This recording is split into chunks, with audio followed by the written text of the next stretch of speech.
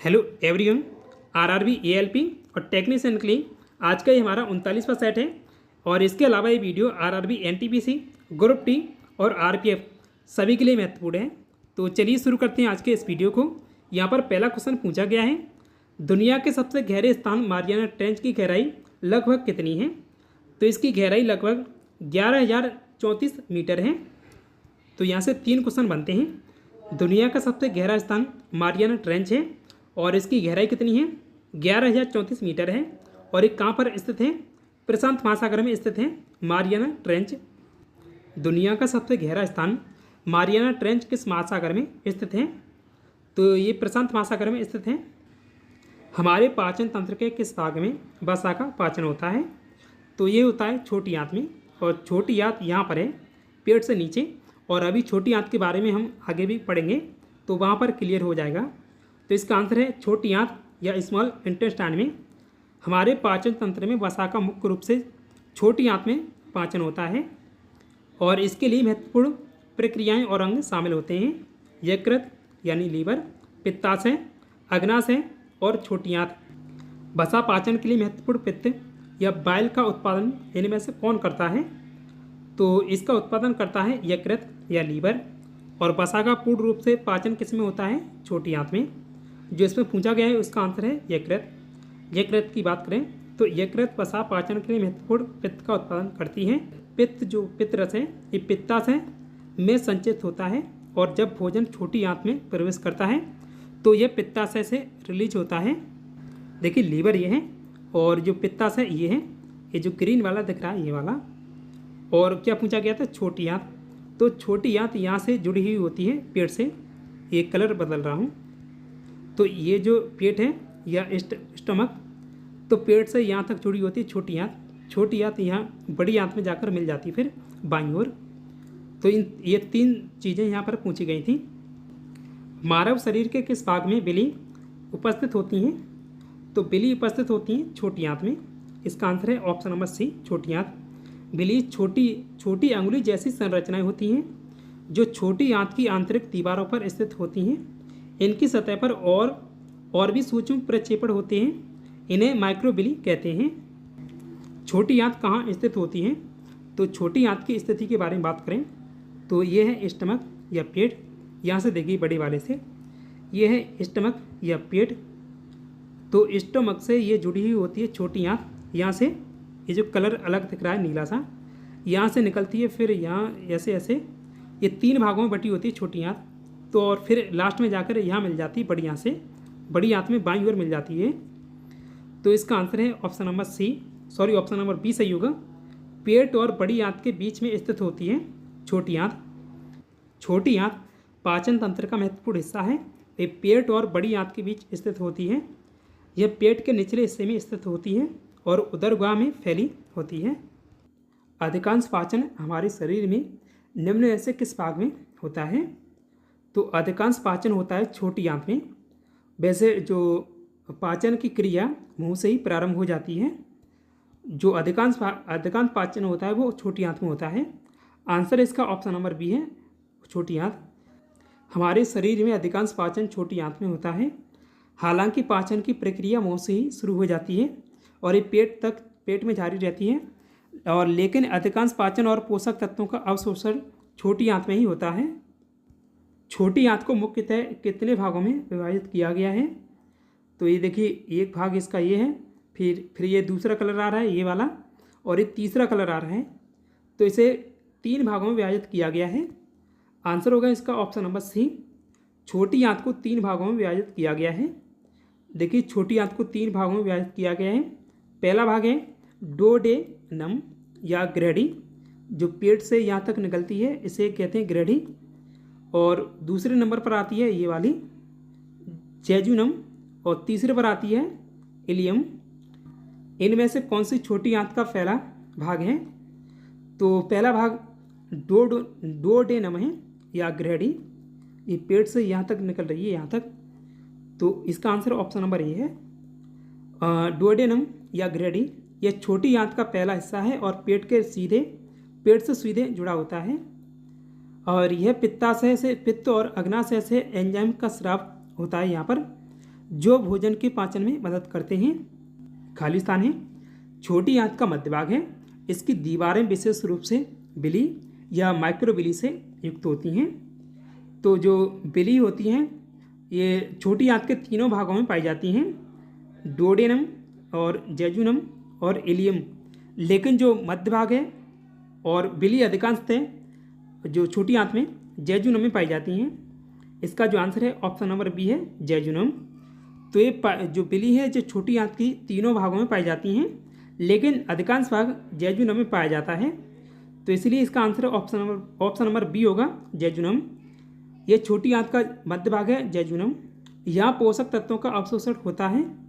इसकी दीवारें विशेष रूप से बिली और माइक्रोबिली से युक्त होती हैं, जो अवशोषण की सतह क्षेत्र को बढ़ाते हैं। छोटी आंत का निम्न में से कौन सा भाग बड़ी आंत के शुरुआती हिस्से से जुड़ता है?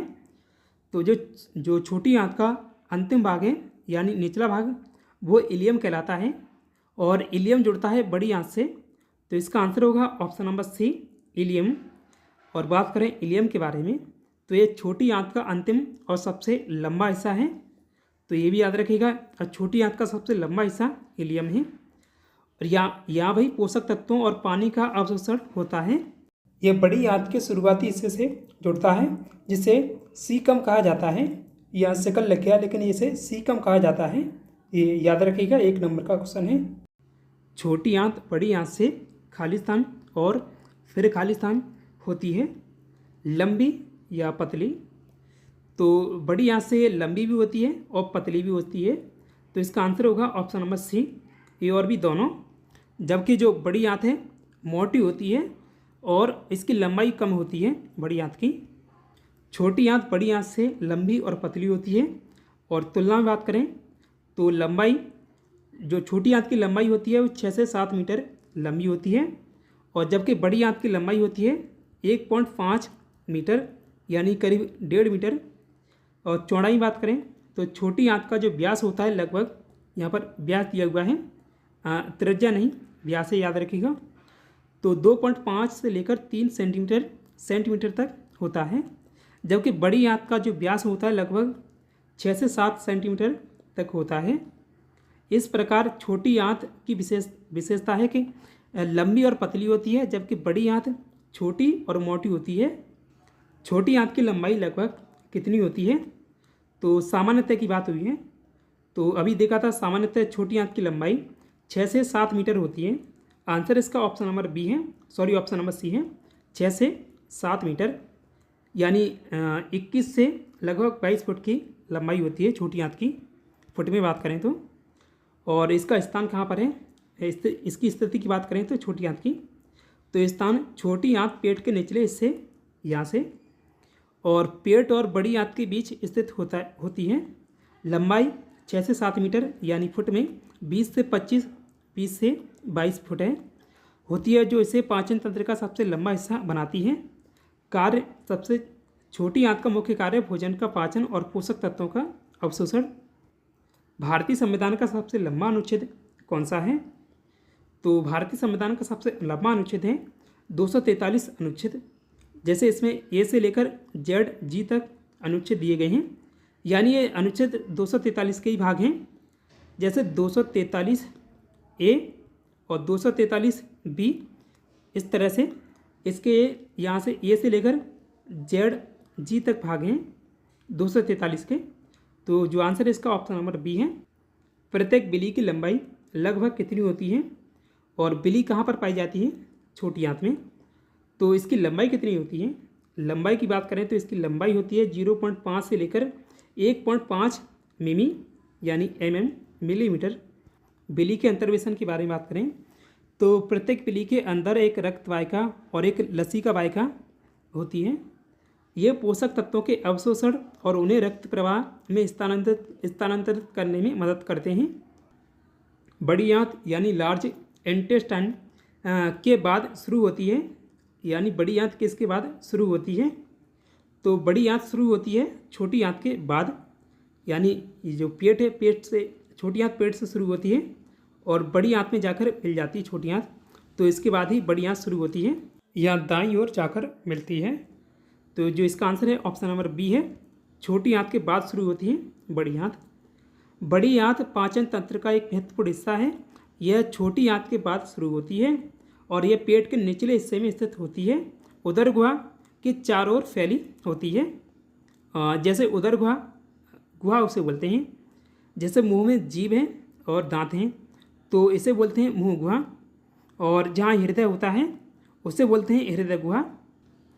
निम्न में से किसका मुख्य कार्य पानी और इलेक्ट्रोलाइट्स को अवशोषित करना और अपशिष्ट पदार्थों को शरीर से बाहर निकालना है? तो ये बड़ी आंत का काम है। आंसर इसका ऑप्शन नंबर सी है, बड़ी आंत।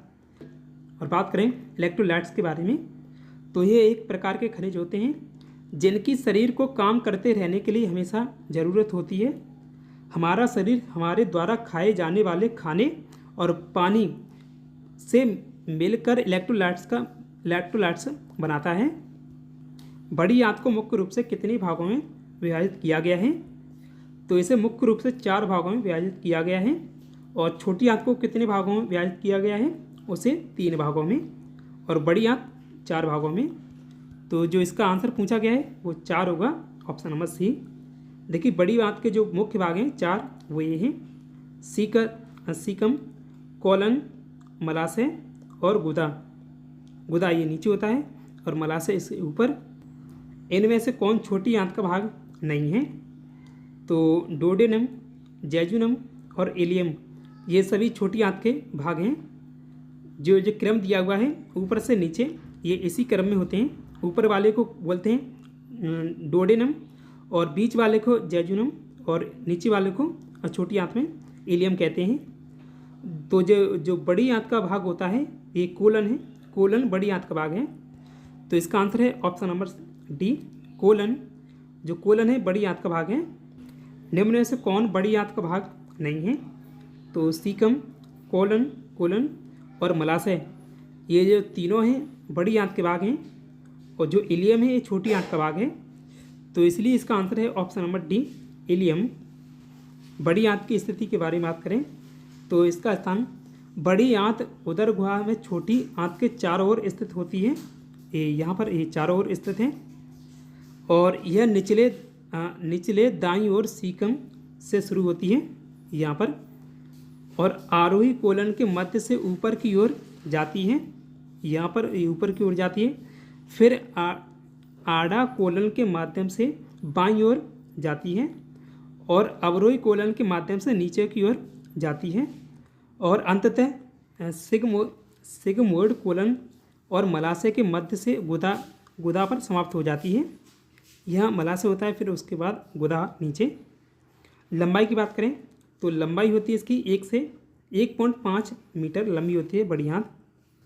बड़ी आंत की लंबाई लगभग कितनी होती है? तो 1.5 मीटर की होती है बड़ी आंत। लगभग ये सामान्य बात हुई है। प्रशांत महासागर या पैसिफिक ओशियन फैला हुआ है, यानी कहाँ कहाँ फैला हुआ है प्रशांत महासागर? ऑस्ट्रेलिया, एशिया और अमेरिका, इन सभी में फैला हुआ है प्रशांत महासागर इनके किनारे पर। तो इसका आंसर है ऑप्शन नंबर डी, उपयुक्त सभी। प्रशांत महासागर एशिया और ऑस्ट्रेलिया के पूर्वी किनारे से लेकर उत्तरी अमेरिका और दक्षिणी अमेरिका के पश्चिमी किनारे तक फैला हुआ है। प्रशांत महासागर का कुछ हिस्सा इधर है और कुछ हिस्सा इधर है और ये जो नॉर्थ अमेरिका और साउथ अमेरिका इसके किनारे प्रशांत महासागर से लगे हुए हैं और इधर एशिया और ऑस्ट्रेलिया के किनारे प्रशांत महासागर से लगे हुए हैं। जो प्रशांत महासागर है एक ही है, इधर अलग दिख रहा है क्योंकि ये मैप जो है सीधा बनाया गया है, लेकिन पृथ्वी गोल है तो पृथ्वी गोल है वहाँ पर ये एक ही है। अब देखिए दूसरे मैप से समझते हैं। यहाँ ही प्रशांत महासागर south America, north America, Asia और ऑस्ट्रेलिया इसके किनारे प्रशांत महासागर से लगते हैं। तो जो प्रशांत महासागर की स्थिति है वो ठीक ऐसे ही है। महासागर पृथ्वी की सतह का लगभग कितने प्रतिशत भाग घेरे हुए हैं? तो ये 71% भाग घेरे हुए हैं ये सभी महासागर। तो इसका आंसर है ऑप्शन नंबर बी, 71%। महासागर पृथ्वी के बड़े और गहरे जल निकाय हैं जो पृथ्वी की सतह का लगभग 71% हिस्सा घेरे हुए हैं। पृथ्वी पर महासागरों की संख्या कितनी है? महासागरों की संख्या है 5। इसका आंसर है ऑप्शन नंबर डी, 5। और अगर यहाँ महाद्वीप पूछे जाएँ तो महाद्वीपों की संख्या 7 है। तो यहाँ पूछा गया है महासागर 5 हैं। पृथ्वी पर 5 प्रमुख महासागरों की लिस्ट यहाँ पर दी गई है। तो ये पहला प्रशांत महासागर है। प्रशांत महासागर पृथ्वी पर सबसे गहरा और सबसे बड़ा महासागर है। दूसरे नंबर पर आता है अटलांटिक महासागर। ये दूसरा सबसे बड़ा जो महासागर है अटलांटिक महासागर। तीसरा सबसे बड़ा महासागर है हिंद महासागर। चौथा सबसे बड़ा महासागर है दक्षिणी महासागर। और जो सबसे छोटा महासागर है वो है आर्कटिक महासागर। देखिए 5 महासागर हैं। ये है प्रशांत महासागर, कुछ इधर और कुछ इधर। और दूसरे मैप से देखें तो ये प्रशांत महासागर एक ही है, ये वाला। और प्रशांत महासागर की जो आकृति त्रिभुजाकार बताई जाती है। और इसी मैप से देखते हैं। और ये अटलांटिक महासागर है और इसकी जो आकृति है वो एस आकार में बताई जाती है। और ये है हिंद महासागर, ये इंडियन ओशियन। तो इसकी आकृति यहाँ देखिए एम आकार में बन रही है। ये लगभग एम आकार का जो महासागर है हिंद महासागर एम आकार में है। ये भी पूछा जाता है कि कौन सा जो महासागर है वो एम आकार का है, तो ये हिंद महासागर है। और ये दक्षिणी महासागर है और ये आर्कटिक महासागर है। विश्व का सबसे बड़ा और विश्व का सबसे गहरा महासागर निम्न में से कौन सा है? ये महासागर है प्रशांत महासागर, सबसे गहरा और विश्व का सबसे बड़ा महासागर है प्रशांत महासागर। प्रशांत महासागर या पैसिफिक ओशियन यह सबसे बड़ा और सबसे गहरा महासागर है जो एशिया ऑस्ट्रेलिया के पूर्वी किनारे पर स्थित है। यहाँ पर ये देखिए एशिया यहाँ पर है और ऑस्ट्रेलिया यहाँ पर है, जैसे वहाँ मैप में दिखाया था वो वाला। और किनारे से लेकर उत्तरी और दक्षिणी अमेरिका के पश्चिमी किनारे तक फैला हुआ है। यहाँ पर ये नॉर्थ अमेरिका है और ये साउथ अमेरिका। और ये प्रशांत महासागर है इधर। 1826 में हिंदी भाषा के पहले समाचार पत्र उद्दंत मार्तंड का प्रकाशन कहाँ से शुरू हुआ था? इसका प्रकाशन शुरू हुआ था कोलकाता से। 30 मई 1826 को हिंदी भाषा के पहले समाचार पत्र उद्दंत मार्तंड का प्रकाशन कलकत्ता, अब कोलकाता है, से एक साप्ताहिक पत्र के रूप में इसकी शुरुआत हुई थी। पंडित जुगल किशोर शुक्ल इसके प्रथम संपादक थे। वित्तीय कारणों से 4 दिसंबर 1827 को इस पत्र का प्रकाशन बंद हो गया था। मंगल ग्रह की कक्षा में प्रवेश करने वाला पहला अंतरिक्ष यान निम्न में से कौन सा है? ये मेरिनर 9 है। आंसर इसका ऑप्शन नंबर सी है। मेरिनर 9 मंगल ग्रह की कक्षा में प्रवेश करने वाला पहला अंतरिक्ष यान बना था। 30 मई 1971 को नासा ने, तो इसे किसके द्वारा लॉन्च किया गया था? नासा के द्वारा। नासा ने अंतरिक्ष यान मेरिनर 9 लॉन्च किया था। 13 नवंबर 1971 को यह मंगल ग्रह की कक्षा में प्रवेश करने वाला पहला यान बन गया था। तो 1971 में इसे लॉन्च किया गया था और प्रवेश भी किया था इसने 1971 में ही। पंडित देवव्रत या देबू चौधरी किस वाद्य यंत्र से संबंधित थे? वे सितार वादक थे। आंसर इसका ऑप्शन नंबर सी है, सितार वादक थे पंडित देवव्रत। सितार वादक पंडित देवव्रत या देबू चौधरी का जन्म 1935 में अविभाजित भारत के माय मेसिंग, अब बांग्लादेश में ही, में हुआ था। और उनका निधन कब हुआ था? 2021 को उनका निधन हो गया। महासागरों में होने वाली जलधाराएं किन कारकों पर निर्भर करती हैं? तो ये वायु की गति और पृथ्वी का घूर्णन और तापमान की भिन्नता, इन सभी पर निर्भर करती हैं महासागरों की जलधाराएं। तो इसका आंसर है ऑप्शन नंबर डी, उपयुक्त सभी। महासागरों की जलधाराएं मुख्यतः वायु की गति, पृथ्वी का घूर्णन, तापमान भिन्नता और खारापन भिन्नता पर निर्भर करती हैं। प्रशांत महासागर का आकार है, तो देखिए जो प्रशांत महासागर का आकार लूसेंट से मैंने देखा था तो वहाँ पर त्रिभुजाकार बताया गया है। तो इसका आंसर है ऑप्शन नंबर डी, त्रिभुजाकार। प्रशांत महासागर से ऑस्ट्रेलिया, एशिया और नॉर्थ अमेरिका और साउथ अमेरिका इनके तट लगते हैं। निम्न में से किस महासागर का शीर्ष भाग बेरिंग जलडमरू मध्य पर और आधार अंटार्कटिका महाद्वीप पर है? तो ये प्रशांत महासागर का जो शीर्ष भाग बेरिंग जलडमरू मध्य और आधार भाग अंटार्कटिका महाद्वीप पर है। प्रशांत महासागर का शीर्ष भाग बेरिंग जलडमरू मध्य पर है और बेरिंग जलडमरू मध्य का जो आकार है वो घोड़े के खुर के आकार का है। और प्रशांत महासागर के शीर्ष भाग की बात करें तो प्रशांत महासागर का उत्तरी छोर बेरिंग जलडमरू मध्य तक फैला हुआ है, जो इसे आर्कटिक महासागर से जोड़ता है। और आधार भाग प्रशांत महासागर का दक्षिणी छोर अंटार्कटिका महाद्वीप पर समाप्त होता है। देखिए यहाँ पर ये बेरिंग संधि है और नीचे अंटार्कटिका महाद्वीप है। कौन सा महासागर रिंग ऑफ फायर से घिरा हुआ है? ये जो प्रशांत महासागर के चारों ओर दिख रहे हैं ये हैं रिंग ऑफ फायर। तो इसका आंसर है ऑप्शन नंबर सी, प्रशांत महासागर है जो रिंग ऑफ फायर से घिरा हुआ है चारों ओर से।